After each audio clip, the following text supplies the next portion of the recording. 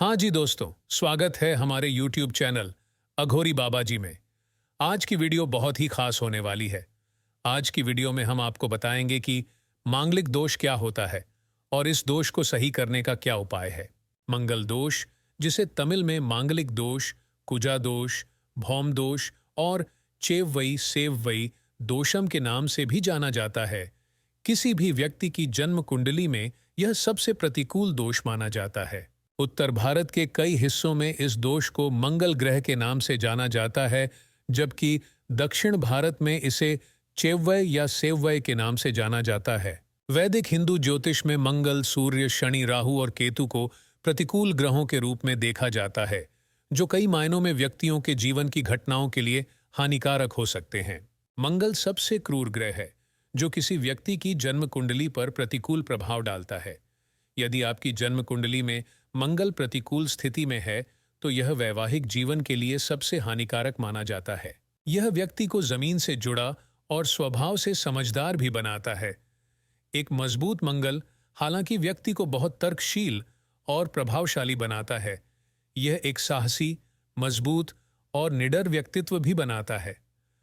अब हम आपको बताते हैं कि मंगल दोष में होता क्या है। यदि किसी व्यक्ति की कुंडली में मंगल ग्रह 1, 2, 4, 7, 8 या 12वें भाव में स्थित हो तो उसे मांगलिक माना जाता है, और जो कोई भी इस स्थिति में पैदा होता है उसे मांगलिक कहा जाता है। निस्संदेह जब किसी व्यक्ति के विवाह की बात आती है तो इसे अच्छा संकेत नहीं माना जाता है। खासकर हिंदू रीति रिवाजों में और माता पिता इसके प्रभाव को कम करने के लिए कुछ भी करने को तैयार हो जाते हैं। तो अब हम आपको बताते हैं कि मंगल दोष से छुटकारा पाने के लिए आप क्या उपाय अपनाएं। सबसे पहले हम बात करते हैं कुंभ विवाह। आमतौर पर यह माना जाता है कि जब कोई व्यक्ति कुंभ विवाह नामक समारोह करता है तो उस पर मंगल का प्रभाव कम हो जाता है। यह एक प्रकार का समारोह है जहां एक मांगलिक का विवाह पीपल के पेड़, केले के पेड़ या भगवान विष्णु की सुनहरी मूर्ति से होता है। अब आगे बताते हैं मंगल ग्रह की स्थिति के बारे में। ज्योतिष शास्त्र कहता है कि यदि आपकी कुंडली मेष है और आपके जन्म के समय मंगल मेष राशि में है तो मंगल दोष आपके विवाह को प्रभावित नहीं करेगा, क्योंकि मेष राशि मंगल के घर के रूप में काम करती है। हम आपको बताएंगे कि मंगल दोष में हमें क्या उपवास करना होता है। मंगल को प्रभावित करने का एक और तरीका है मंगलवार का व्रत करना। जो लोग मंगलवार का व्रत रखते हैं वे त्वर दाल का सेवन कर सकते हैं, क्योंकि यह मंगल ग्रह से संबंधित अनाज है। अब आगे अगर हम बात करें कि हमें मंगल दोष में कौन से नवग्रह मंत्रों का जाप करना चाहिए। मंगल मंत्रों का जाप करने के अलावा आप तत्वों को प्रभावित करने के लिए अन्य अनुष्ठान और पूजा भी कर सकते हैं। मंगल दोष से मुक्ति पाने के लिए नवग्रह मंत्रों का जाप एक अद्भुत उपाय है। मंगलवार को प्रसाद चढ़ाना भी मंगल दोष के प्रभाव को कम करने या उससे छुटकारा पाने के प्रभावी तरीकों में से एक माना जाता है। इसमें चाकू, लाल रेशम, लाल ढाल से बने भोजन, तलवारें या लाल पत्थर शामिल हैं। मांगलिक दोष दो प्रकार के होते हैं। एक होता है उच्च मंगल दोष और दूसरा होते हैं नीच मंगल दोष। उच्च मंगल दोष में यदि मंगल की स्थिति जन्म कुंडली, चंद्र कुंडली और शुक्र कुंडली में 1, 2, 4, 7, 8 या 12वें भाव में हो तो इसे उच्च मांगलिक दोष माना जाता है।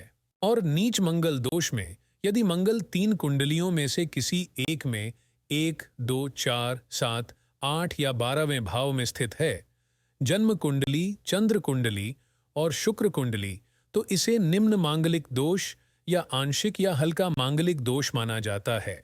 कुछ ज्योतिषियों का कहना है कि 28 वर्ष की आयु के बाद मंगल दोष रद्द हो सकता है। अब हम आपको बताएंगे कि मंगल दोष से व्यक्तियों पर क्या प्रभाव पड़ता है। मंगल दोष वाले व्यक्तियों के बहुत सारे शत्रु होते हैं। मांगलिक लोग अपने पार्टनर के साथ तालमेल बिठाने में असफल रहते हैं। मांगलिक व्यक्तियों को अक्सर विवाह में देरी और समस्याओं का सामना करना पड़ता है।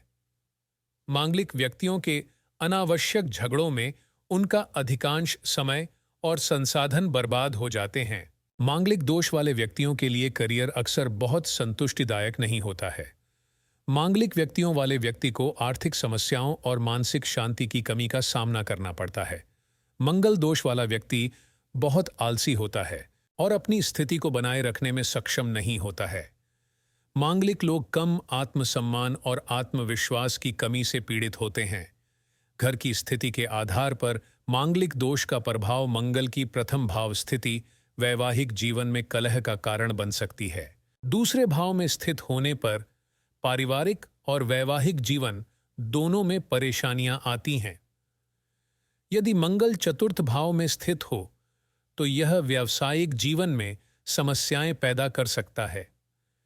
यदि यह सातवें घर में पाया जाता है तो यह व्यक्ति के प्रभुत्वशाली स्वभाव को बढ़ा सकता है, जिससे रिश्ते में अशांति और असामंजस्य पैदा हो सकता है। यदि मंगल अष्टम भाव में हो तो पैतृक संपत्ति की हानि हो सकती है। यदि 12वें भाव में हो तो यह मानसिक तनाव का कारण बन सकता है और पारिवारिक जीवन में अशांति का कारण बन सकता है। हालांकि यदि आपकी कुंडली में यह दोष है तो आपको परेशान होने की आवश्यकता नहीं है, क्योंकि एक बाबा भीमनाथ जी से फोन पर बात कर ले।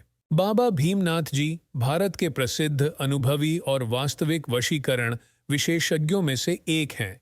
चाहे आपकी कोई भी समस्या हो, बाबा भीमनाथ जी सभी समस्याओं का समाधान करने में मदद कर सकते हैं। बाबा भीमनाथ जी को आपकी जन्म कुंडली के विशिष्ट विवरण की आवश्यकता है और वह आपको आपके जीवन के बारे में सब कुछ बताएंगे। आपके अतीत, वर्तमान और भविष्य की जीवन शैली के बारे में सब कुछ जानना संभव है।